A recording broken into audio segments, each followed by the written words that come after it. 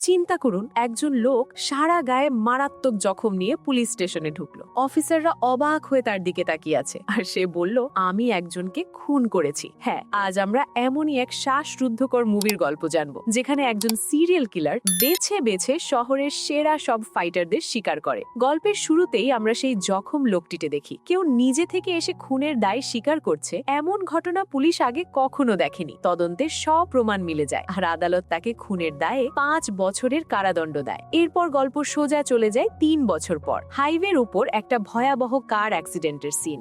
Officer Luke তার team নিয়ে সেখানে পৌঁছায়। গাড়ি দুমড়ে মুচড়ে গেছে, কিন্তু তারা লাশের উপর থেকে কাপড় সরাতেই দেখে এটা কোনো সাধারণ অ্যাক্সিডেন্টের ক্ষত হতে পারে না। লোকটার পাঁজরের হাড় ভেঙে চুরমার, আর গলার নলি একেবারে গুড়িয়ে দেওয়া হয়েছে। শরীরে কাটার কোনো দাগ নেই, অর্থাৎ কেউ একজন তার শরীরের সবচেয়ে দুর্বল জায়গাগুলোতে নিখুঁতভাবে আঘাত করে তাকে খুন করেছে। খুনি খুব ভালো করেই জানতো শরীরের ঠিক কোথায় আঘাত করলে মানুষের মৃত্যু নিশ্চিত। আর ঠিক লাশের পাশেই পাওয়া যায় একটা অদ্ভুত স্ট্যাম্প বা সিলমোহর। খুনি যেন নিজের সিগনেচার হিসাবে ওটা সেখানে রেখে গেছে। এদিকে আমরা সেই 3 বছর আগের লোকটাকে দেখি, যার নাম জ্যাক। সে এখনো জেলে বন্দী। হঠাৎ করেই জেলের টিভিতে সে গত রাতের এই মার্ডারের খবরটা দেখতে পায়। খবরটা দেখেই জ্যাকের মুখ ফ্যাকাশে হয়ে যায়। সে পাগলের মতো গার্ডের কাছে ছুটে যায়। আমার এখনই অফিসের লিউকের সাথে কথা বলতে হবে, খুবই জরুরি। কিন্তু গার্ড তাকে কোনো পাত্তা দেয় না। জ্যাক বুঝতে পারে সোজা আঙুলে ঘি উঠবে না, তাকে এমন কিছু করতে হবে যাতে পুলিশ বাধ্য হয়ে তার সাথে কথা বলে। সে নিজের সেলে ফিরে গিয়ে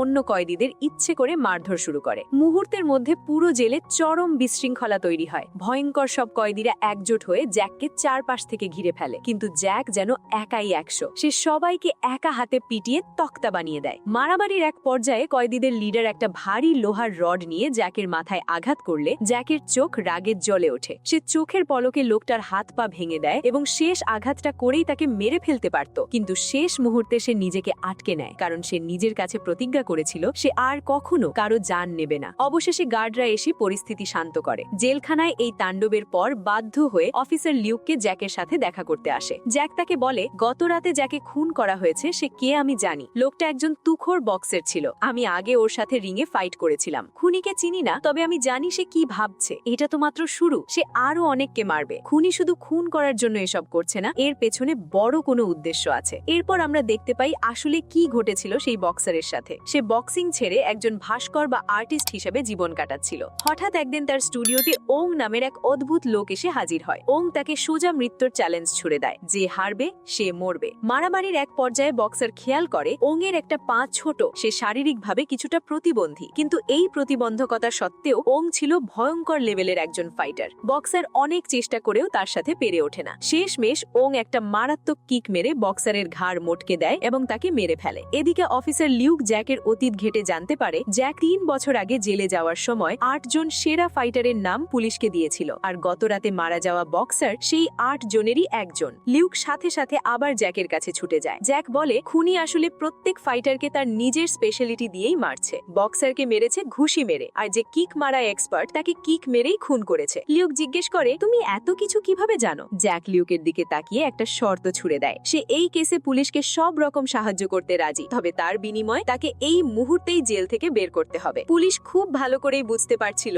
এই কেসে তাদের কাছে কোনো প্রমাণ নেই। যদি জ্যাককে কাজে না লাগানো হয় তাহলে কেসটা তাদের হাত ছাড়া হয়ে যাবে। তাই বাধ্য হয়ে লিউক উপর মহলে সুপারিশ করে জ্যাকের জন্য একটা টেম্পোরারি রিলিজ পাস জোগাড় করে। জেলের বাইরে পা রেখেই জ্যাক লিউককে বলে, খুনির মার্ডার স্টাইল দেখে এটা স্পষ্ট সে মার্শাল আর্টসে মাস্টার। তার প্রত্যেকটা শিকার আলাদা আলাদা ফাইটিং স্টাইলে এক্সপার্ট। এর মানে তার পরবর্তী টার্গেটও কোনো বড় ফাইটারই হবে। এইদিকে আমরা সেই সিরিয়াল কিলার ওংকে দেখতে পাই। সে তার ঘরের দেওয়ালে নিজের পরবর্তী টার্গেটের নাম লিখছে। এবারের টার্গেট একজন গ্র্যাপলিং এক্সপার্ট। ওং সোজা লোকটার কাছে পৌঁছে যায় এবং কোনো সুযোগ না দিয়েই তাকে খুব সহজে মেরে ফেলে। লিউক আর জ্যাক যখন ঘটনাস্থলে পৌঁছায় ততক্ষণে অনেক দেরি হয়ে গেছে। লাশের অবস্থা দেখে জ্যাক সাথে সাথে বুঝে যায় যে খুনি তাকে মারার জন্য মারাত্মক সব গ্র্যাপলিং টেকনিক ব্যবহার করেছে। তারা যখন সেখানে তদন্ত করছিল হঠাৎ জ্যাকের নজর যায় কিছুটা দূরে দাঁড়িয়ে থাকা খুনি ওং এর দিকে। জ্যাক এক মুহূর্তও দেরি না করে তার পিছু নেয়, কিন্তু ওং দৌড়াতে দৌড়াতে একটা লম্বা লাফ দিয়ে এক বিল্ডিং থেকে সোজা অন্য বিল্ডিং এর ছাদে গিয়ে পড়ে। কিন্তু জ্যাক সেই বিশাল দূরত্ব পার হতে পারে না। ওং দূর থেকে ঘুরে দাঁড়ায় আর জ্যাকের চোখের দিকে সোজা তাকিয়ে থাকে। তার চাহনিতে ছিল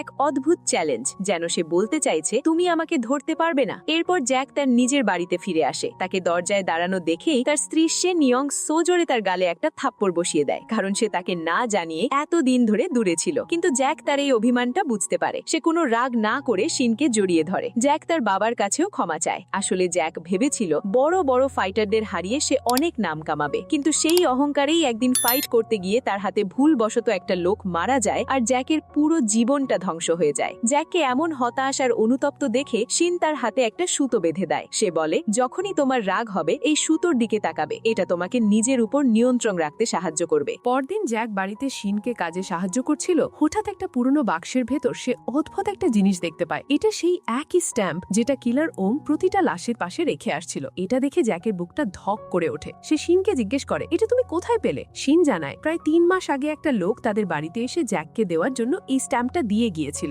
জ্যাকের বুঝতে আর বাকি থাকে না যে খুনি তাকেও মারতে চায়। এরপর জ্যাক আর লুক স্ট্যাম্পের ব্যাপারে আরো জানতে একজন বিশেষজ্ঞের কাছে যায়। বিশেষজ্ঞ জানান, কয়েকশো বছর আগে ফাইট বা যুদ্ধে যারা হেরে যেত তাদেরকে এই ধরনের স্ট্যাম্প দেওয়া হতো। তাদের কথাবার্তা চলার সময় সেখানে বসে থাকা এক বৃদ্ধ লোক বলে ওঠেন, আমি ওই লোকটাকে চিনি। প্রায় 6 বছর আগে সে আমাকেও ফাইটের চ্যালেঞ্জ করেছিল, আর আমাকে হারানোর পর ঠিক এই স্ট্যাম্পটাই আমাকে দিয়েছিল। বৃদ্ধের কাছ থেকে ঠিকানা নিয়ে পুরো পুলিশ ফোর্স ওং এর বাড়িতে তল্লাশি চালাতে যায়। সেখানকার বাড়িওয়ালি জানায়, ওং তার অসুস্থ স্ত্রীকে নিয়ে এখানে থাকতো, কিন্তু কয়েক মাস আগে অগ্রিম ভাড়া মিটিয়ে সে চলে গেছে। জ্যাক ওং এর রুমে ঢুকে কিছু অদ্ভুত জিনিস দেখতে পায়। সে বুঝতে পারে এখানে খুব ভয়ঙ্কর লেভেলের ট্রেনিং হতো। বাড়িওয়ালে জানায়, ওং প্রতিদিন নিজের মুখে সাদা মতন একটা জিনিস ঘষত। মাঝে মাঝে ঘষতে ঘষতে তার মুখ থেকে রক্তও বের হতো। জ্যাক বুঝতে পারে এটা খুব পুরনো একটা ট্রেনিং টেকনিক। চামড়াকে পাথরের মতন শক্ত আর মার খাওয়ার উপযোগী করার জন্য শরীরের উপর লবণ ঘষা হতো। ঘরের দেওয়ালে থাকা কিছু নোটস থেকে পরিষ্কার হয়ে যায় ওং এর জীবনের একমাত্র লক্ষ্য হলো পৃথিবীর নাম্বার 1 ফাইটার হওয়া, আর এই জন্যই সে দুনিয়ার সেরা সব কুংফু আর মার্শাল আর্টস মাস্টারদের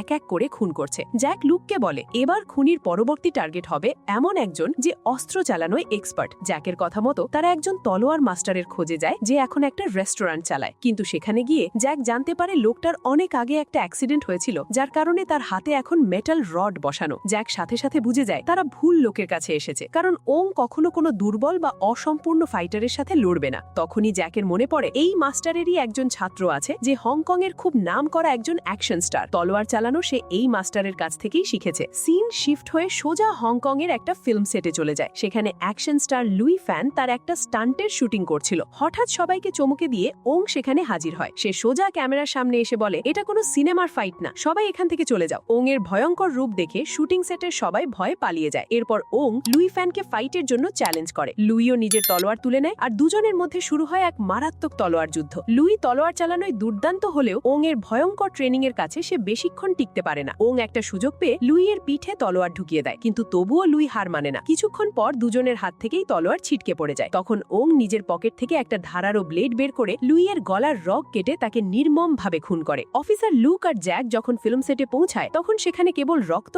আর নিথর দেহ পড়ে আছে। ওং আবারও তাদের চোখের সামনে থেকে পালিয়ে যেতে সফল হয়। লাশের পাশে রাখা সেই চেনা স্ট্যাম্পটা দেখে জ্যাকের চোয়াল শক্ত হয়ে আসে। সে বুঝতে পারে ওং একে একে মার্শাল আর্টিস্টদের শেষ করে দিচ্ছে। এখন তার লক্ষ্য কেবল একজনই বাকি, আর সে হলো খোদ জ্যাক। লুক খুব চিন্তিত হয়ে পড়ে। সে বুঝতে পারে ওং সাধারণ কোনো কিলার নয়, সে একজন সাইকোপ্যাথ যার একমাত্র নেশা হলো ফাইট। লুক জ্যাককে বলে, এখন থেকে তুমি একা কোথাও যাবে না, আমাদের টিম সব সময় তোমার সাথে থাকবে। কিন্তু জ্যাক জানে পুলিশ পাহারায় থেকে ওংকে ধরা সম্ভব না। ওং ঠিক ততক্ষণ পর্যন্ত সামনে আসবে না যতক্ষণ না সে দেখবে জ্যাক একা আছে। সেদিন রাতে যখন জ্যাক তার স্ত্রীর সাথে ছিল, হঠাৎ শিন তাকে জানায় ওং যখন তাদের বাড়িতে এসেছিল সে কোনো শত্রুতা দেখাতে আসেনি, বরং খুব বিনয়ের সাথে কথা বলেছিল। এমনকি সে জ্যাকের জন্য একটা উপহারও রেখে গেছে। উপহারটা ছিল একটি পুরনো হাতে আঁকা স্ক্রল বা মানচিত্রর মতন কিছু একটা। জ্যাক সেটা খুলে দেখার পর তার মাথা ঘুরে যায়। ওটা আসলে একটা কুংফু বংশলতিকা। সেখানে মার্শাল আর্টসের সব বড় বড় মাস্টারদের নাম লেখা আছে। আর সবচেয়ে আশ্চর্যের বিষয় হলো সেই তালিকার